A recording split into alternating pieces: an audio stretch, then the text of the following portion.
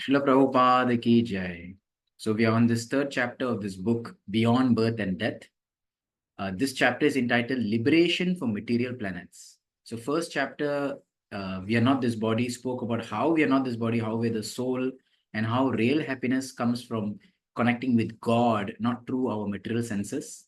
The second chapter, we saw that wherever we move in this material world, there's always going to be problems, there's always going to be some no dissatisfaction, that ultimately we have to come to Krishna conscious, the spiritual abode where it's permanent. And this chapter, we're going to see further how do we actually become free from this material world. Okay, so Srila Prabhupada continues.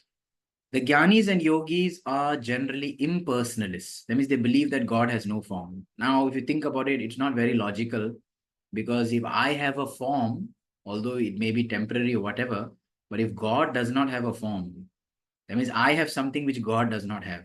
That's not possible, right? God has a form, but it's not like mine. It is plus plus. It is better than that, right? He has a transcendental form, as they say. And although they attain temporary form of liberation by merging into the impersonal effulgence, this we saw in the last chapter, they actually do not merge. They sit in the effulgence of the Lord, right? The Brahman, they just want parts, a particle of that eternal light, spiritual sky. According to Srimad Bhagavatam, their knowledge is not considered pure. Okay, Prabhupada is saying that although they may reach up to that pure state of Brahma Jyoti, their knowledge is not considered pure. Why? By penances, austerities, and meditation, they can rise up to the platform of the Supreme Absolute. But as has been explained, which in last chapter, they again fall down to the material world because they have not taken Krishna's personal features seriously. They have not accepted the personal form of the Lord. So this is a shloka that comes, what Prabhupada is speaking comes in Srimad Bhagavatam, 10th canto, 2nd chapter, 32nd verse. Brahma is actually speaking this verse. This is actually the verse of the prayers of the demigods. Ye anyarvindaksha vimukta maninas tvayasatta bhavad avishuddha buddhaya. So avishuddha buddhaya, that means uncleaned intelligence. That's why Prabhupada is saying their knowledge is not pure. They have unclean intelligence. Aruya krichrena param padam tata. So although they have ahruya krichena, very difficultly they have actually achieved that highest parampadam. Patantyado nadrita yusmat angraya. They again fall down because they have not hold on to the lotus feet of the Lord. Right? So therefore, worshipping the personal form of the Lord is very important. Unless one worships the lotus feet of Krishna, he again has to descend to the material platform. The ideal attitude should be, I am your eternal servitor. Please let me somehow engage in your service. So Prabhupada here is sharing with us how to pray to the Lord. Krishna is called Ajita, unconquerable. For no one can conquer God, Ajita.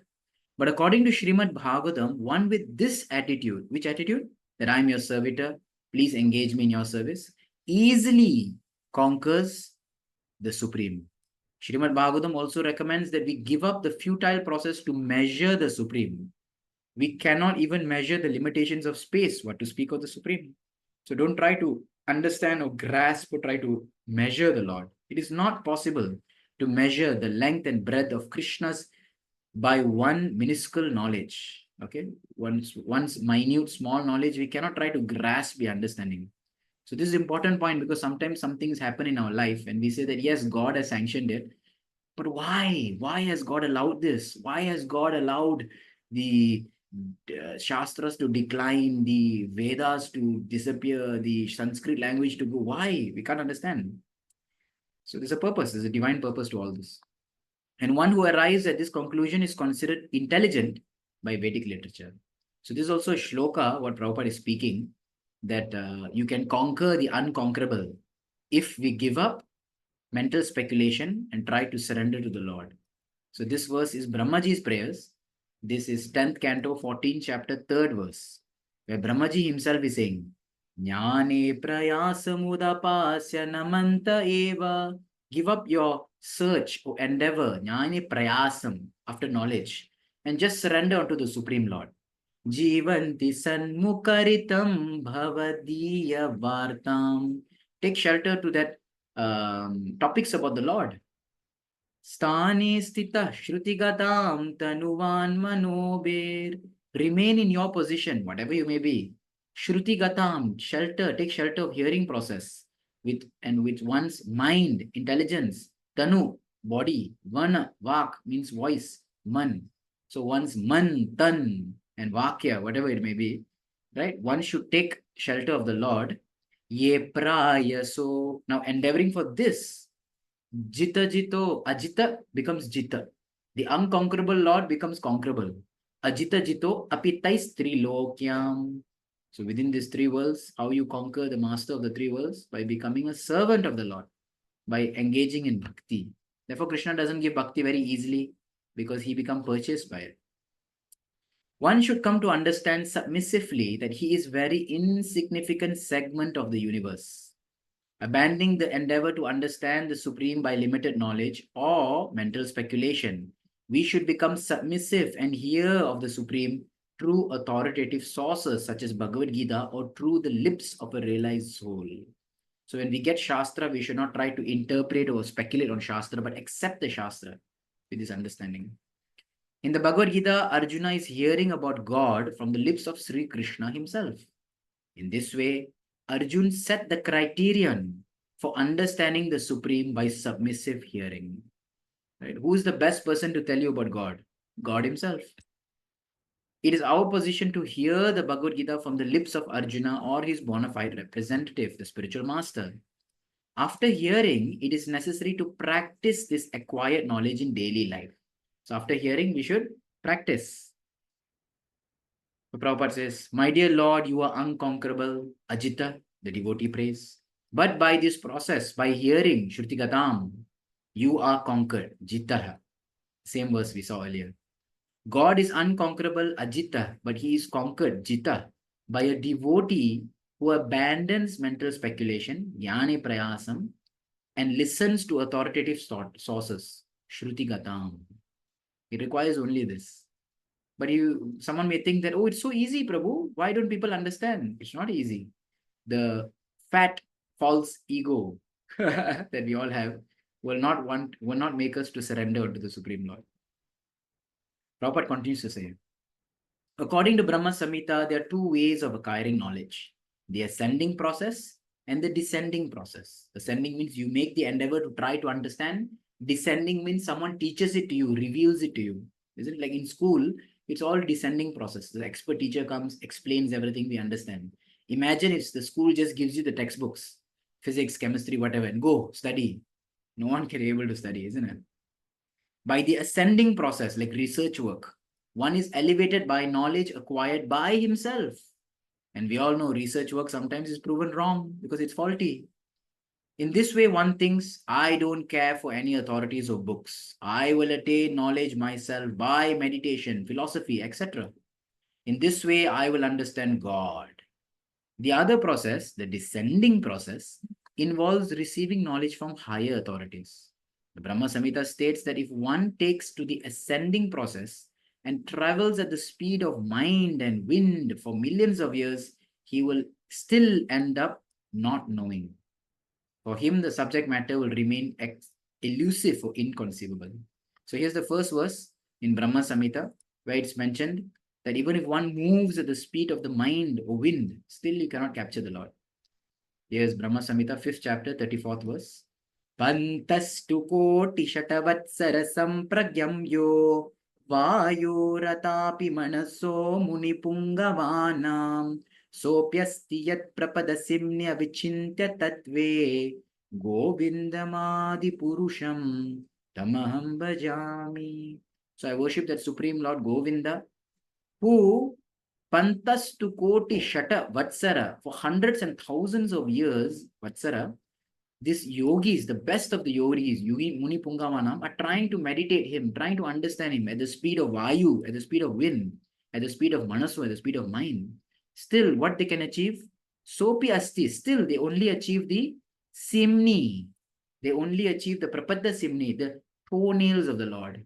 Right? They can only achieve the the outer limits, just the end of the Lord's lotus feet. That's it. They cannot even understand the full lotus feet. So much endeavor goes, and that much only they can understand, because he is beyond understanding. Okay, so that is the ascending process, very rigorous. But the subject matter is given in Bhagavad Gita, Ananya Cheta. This is how the, we saw this in the last chapter, right? Where Krishna says, very easily purchased. Krishna says to meditate on him without deviation from the path of devotional service in submission. For one who worships him in this way, tasyaham sulabha, he becomes easily available. So just to remember the sloka, we're going to look at it. This is 8th chapter, 14th verse, which we saw in the earlier chapter as well.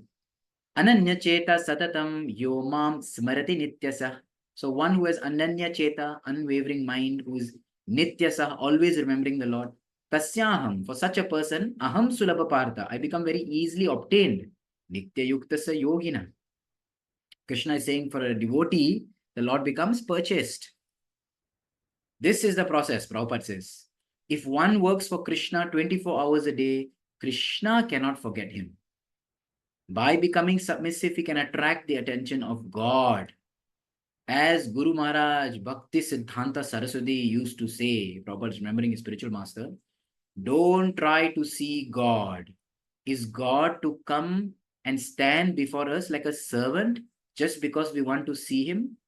You say, show me God, show me God. Should God come? Yes, I'm here. Please look at me. No, that is not submissive way.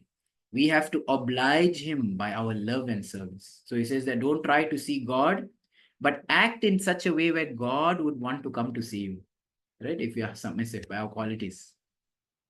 The proper process for approaching Krishna was given to humanity by Lord Chaitanya Mahaprabhu and Rupa Goswami, his first disciple. Appreciate it.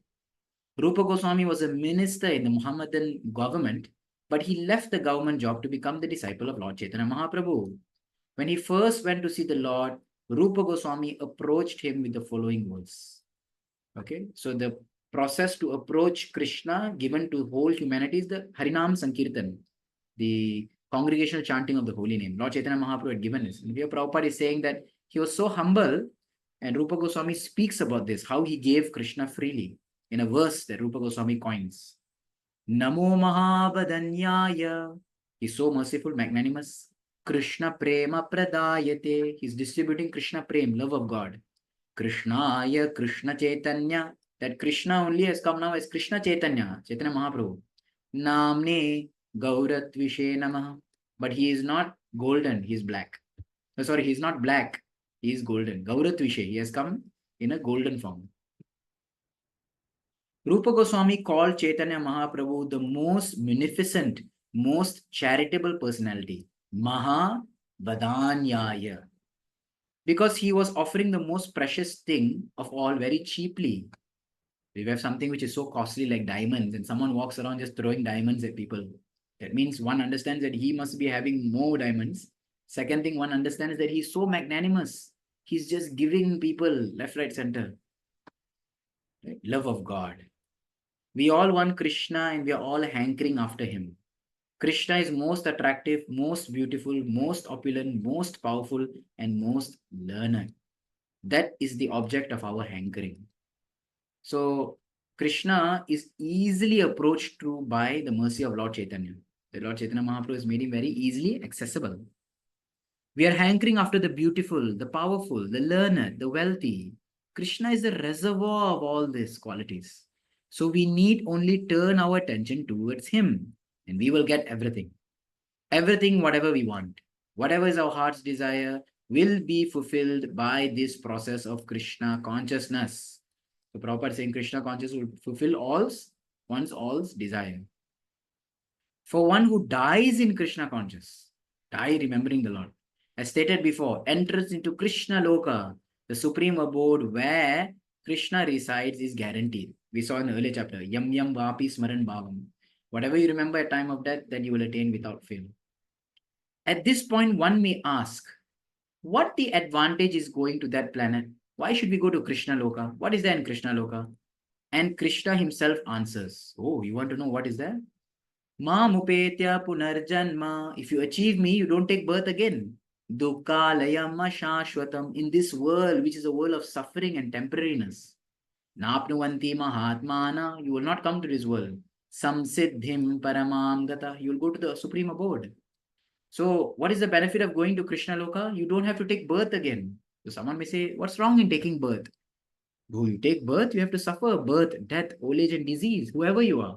Rich man, poor man, all life's miseries will come. Because this world is dukkha alayam ashashvatam. In a world that is labeled as dukkha alayam, as a place of misery, can there be happiness? If the place itself is labeled as misery, where is the happiness then? Why is it miserable? Because it's ashashvatam. Nothing is eternal here. You love someone, they will leave you, you will leave them. You care for someone, they will leave you, you will leave them. Nothing can last. So when things don't last, it is very painful.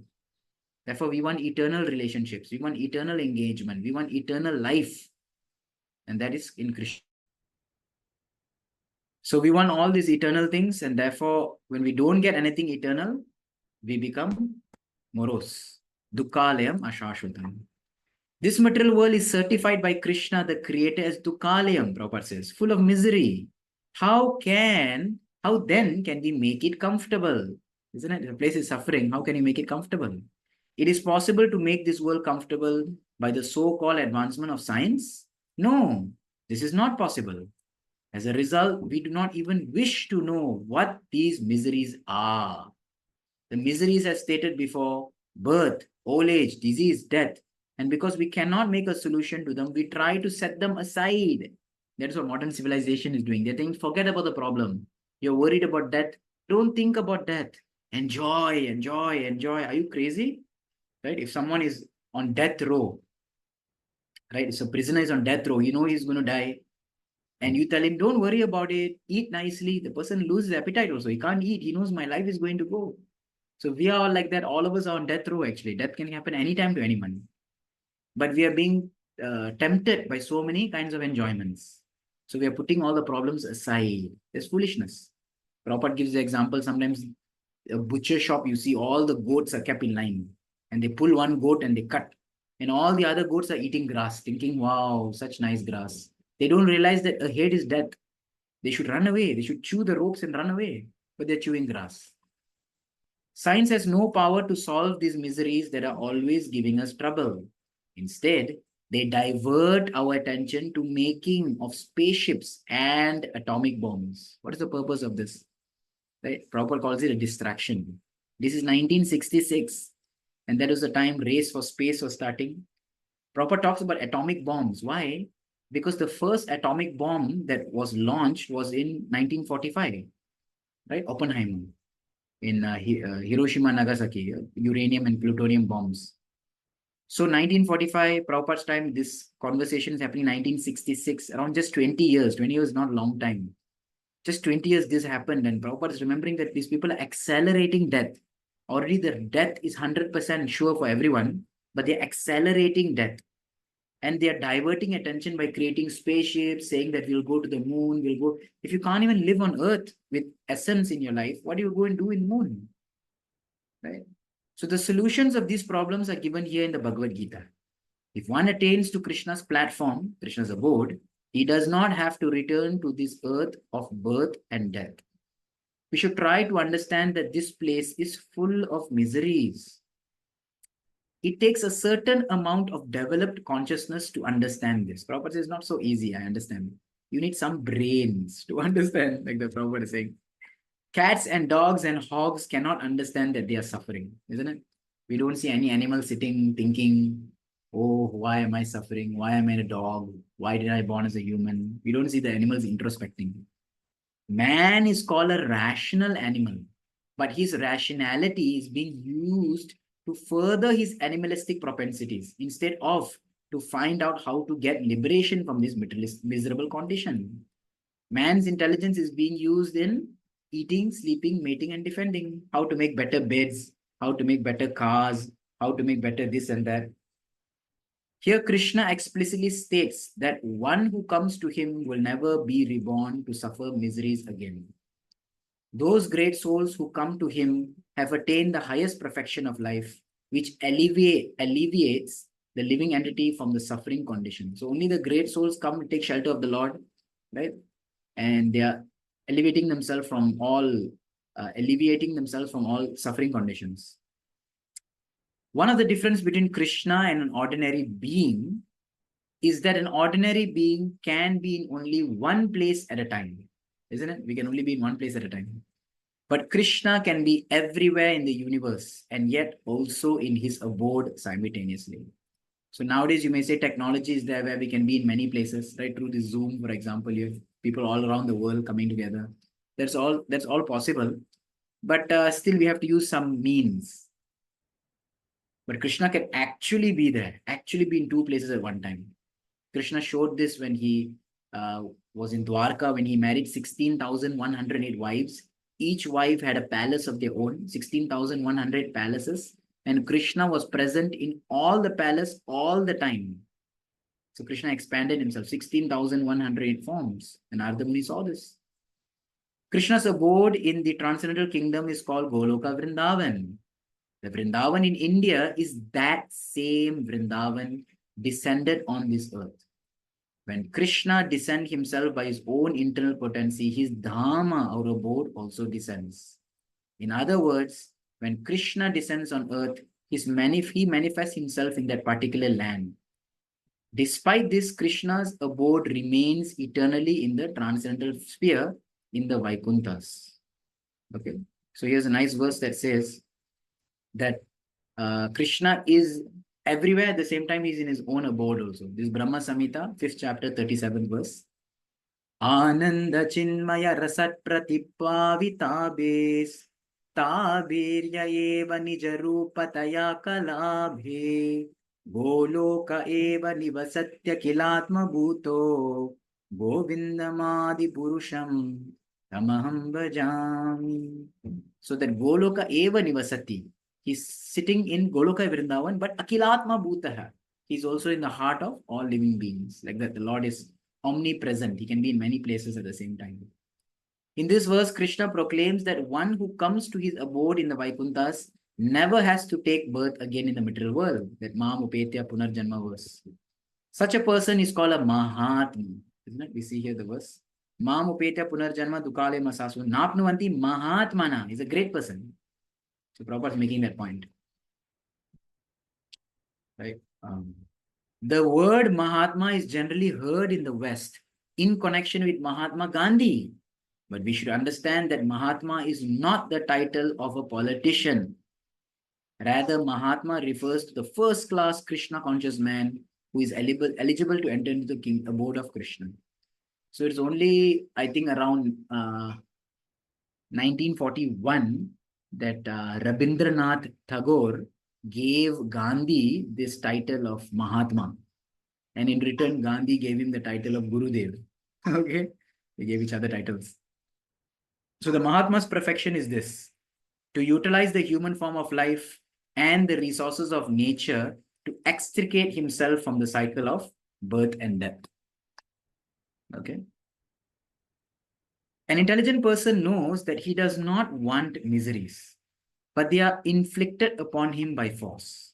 As stated before, we are always in a miserable condition due to the mind, body, and natural disturbance or other living entities.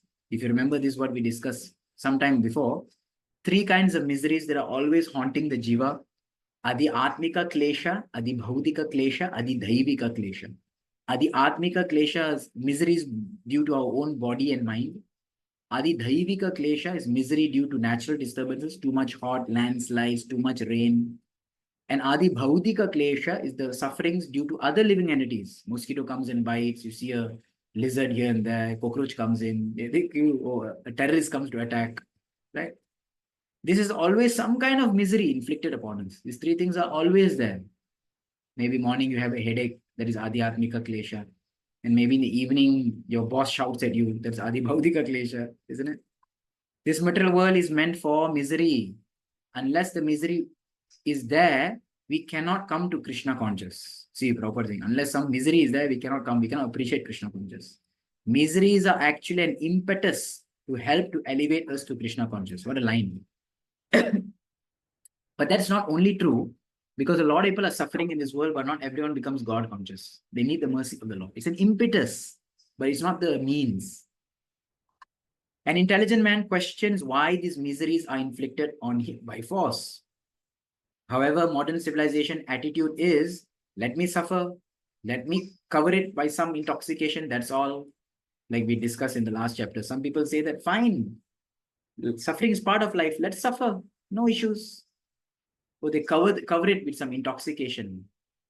But Prabhupada says, as soon as the intoxication is over, the miseries return.